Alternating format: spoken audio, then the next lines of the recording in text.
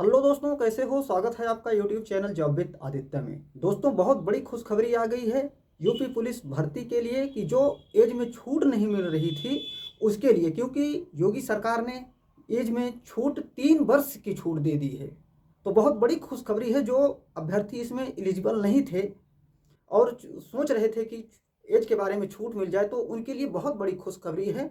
तो आइए देखते हैं कौन कौन इसमें एलिजिबल है, एज क्राइटेरिया क्या है, सिलेक्शन प्रोसेस क्या होगा, किन किन स्टेप को फॉलो करके एक आप अच्छी जॉब प्राप्त कर सकते हैं और अपने माँ बाप के सपनों को साकार कर सकते हैं। क्योंकि मौका बार बार नहीं आता है, भर्तियां बार बार आती हैं, लेकिन आप एलिजिबल नहीं रहेंगे। तो इसको ध्यान में रखते हुए आप एक जी तोड़ मेहनत करिए ताकि आप एक अच्छी जॉब पा सकें और अपनी लाइफ को, अपने करियर को एक नई दिशा दे सकें। तो आइए देखते हैं नोटिफिकेशन पर, बोर्ड पर क्या कुछ इन्होंने बताया है। तो आप चैनल पर पहली बार हैं तो चैनल को सब्सक्राइब कर लें एवं बेल आइकन जरूर दबाएं ताकि आपकी तरफ से हमें मोटिवेशन मिलता रहे। तो सबसे पहले पोस्ट की बात करते हैं। कुल पद 60,244, बहुत बड़ी भर्ती है। इतना पद, इतनी बड़ी भर्ती जल्दी से आती नहीं है। और कैटेगरी वाइज वैकेंसी की बात करते हैं तो जनरल में 24,102 है, ओबीसी में 16,264 पोस्ट है, ईडब्ल्यूएस में 6,024 है, एससी में 12,650 है और एसटी में 1,204 है। और उसके बाद पोस्ट नेम कांस्टेबल सिपाही की भर्ती है। ये क्वालिफिकेशन 10+2 होना चाहिए आपका। एनी स्ट्रीम, किसी भी आर्ट से, साइंस से हो, कंप्यूटर से हो, किसी से कोई फर्क नहीं पड़ता है, 10+2 आपका होना चाहिए। डेट ऑफ बर्थ, जो डेट ऑफ बर्थ आप लोगों के लिए 18 से 22 थी, यूआर के लिए, अनरिजर्व कैटेगरी, एससी एसटी के लिए जो भी था, सारा कुछ मैंने इसमें लिखा हुआ है, आपको बताएंगे। तो डेट ऑफ बर्थ, अगर आप जनरल से हैं, ईडब्ल्यूएस हैं, तो आपकी डेट ऑफ बर्थ 2 जुलाई 1998 से 1 जुलाई 2005 के बीच होना चाहिए। यानी कि 2 जुलाई 1998 से पहले और 1 जुलाई 2005 के बाद का नहीं होना चाहिए। तब आपकी एज 18 से 25 साल हो जाएगी। अगर आप इसमें अदर स्टेट के कैंडिडेट भी एलिजिबल हैं, अगर वो भी अप्लाई करते हैं तो भी वो जनरल कैटेगरी में उनकी एज काउंट की जाएगी। तो उनकी भी एज 18 से 25 साल होनी चाहिए। आप यूपी से हैं तो 18 से 25 साल, अदर स्टेट हैं तो 18 से 25 साल। अब आते हैं ओबीसी, एससी, एसटी की एज 18 से 30 साल होनी चाहिए। लेकिन कैसे? 2 जुलाई 1993 से पहले नहीं होना चाहिए और 1 जुलाई 2005 के बाद का नहीं होना चाहिए। ध्यान में से देखिएगा कि 2 जुलाई 1993 से पहले नहीं होना चाहिए, 1 जुलाई 2005 के बाद का नहीं होना चाहिए। दोनों के बीच में ही आपकी एज की गणना की जाएगी। अब वोमेन, औरतों की, महिलाओं के लिए वोमेन का 2 जुलाई 1993 से 1 जुलाई 2005 के बीच आपकी एज होनी चाहिए और 18 से 30 ईयर यानी 30 साल, 18 से 30 साल महिलाओं के लिए भी किया गया है। ध्यान से देखिएगा। अप्लाई डेट की बात करते हैं तो 27/12/2023 से आवेदन यानी कि आज से आवेदन शुरू हो चुका है। लास्ट डेट 16 जनवरी 2024 है। फॉर्म में गलतियां हो जाती हैं, उसके लिए करेक्शन की डेट 18/1/2024, 18 जनवरी 2024 रखी गई है।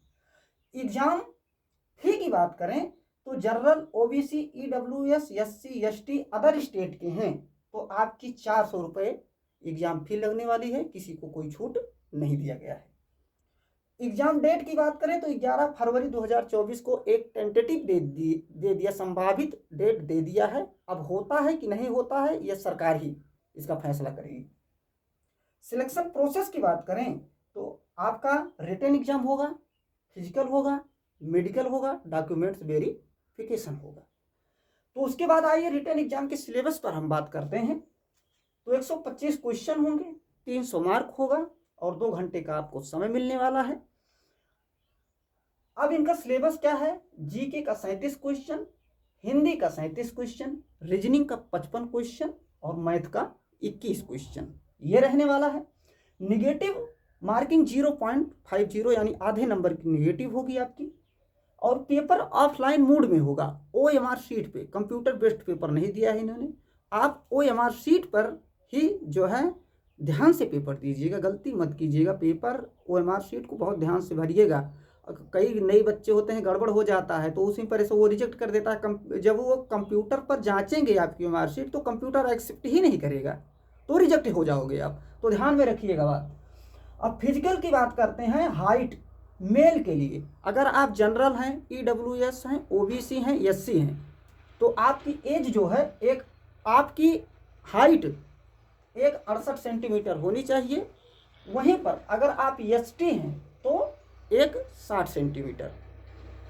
मेल में अगर आप ST हैं तो एक 60 सेंटीमीटर। और फीमेल में है जनरल, OBC, EWS हैं और SC हैं तो एक 52 सेंटीमीटर। और अगर वहीं महिलाओं में ST कैटेगरी की हैं यानी अनुसूचित जनजाति के हैं तो आपका एक 47 सेंटीमीटर हाइट होनी चाहिए। और महिलाओं का वजन 40 kg से कम नहीं होना चाहिए, ये ध्यान देने वाली बात है। चेस्ट की बात करें तो जनरल, OBC, EWS, SC हैं मेल में।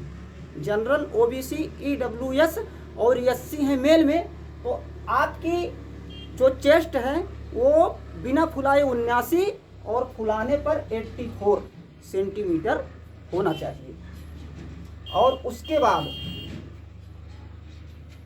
फीमेल में कोई मानक नहीं होता है सीने का।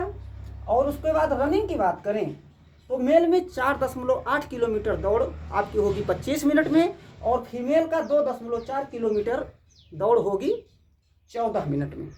तो ये ध्यान में रखिएगा। दौड़ रनिंग 4.8 किलोमीटर मेल का 25 मिनट में, महिलाओं का 2.4 किलोमीटर दौड़ होगी 14 मिनट में।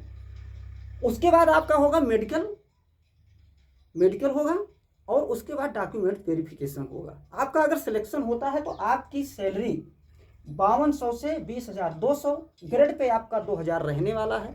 21,700 रुपये आपकी सैलरी बनती है, लेकिन उसमें आपका TEDA भी जुड़ता है, तो क्लियर सैलरी आपको मिलने वाली है 28,000 से 30,000 पर मंथ होने वाली। लेकिन फर्स्ट पहले महीने में यही मिलने वाली है। उसके बाद जैसे आप जॉब करते हैं, बीतता जाता है, 4, 6, 10 महीने बीतता, सैलरी आपकी बढ़ती जाती है। तो इतनी क्राइटेरिया अगर आप पूरी करते हैं तो दोस्तों बहुत बहुत बधाई हो आपको। यूपी में, उत्तर प्रदेश पुलिस में भर्ती होने का। जॉब करिए, अच्छे से तैयारी करिए, ताकि कोई कंफ्यूजन ना रह जाए अपने आप में कि हमने तैयारी नहीं की है। तो दोस्तों वीडियो अच्छी लगी हो तो यार एक लाइक कर दो।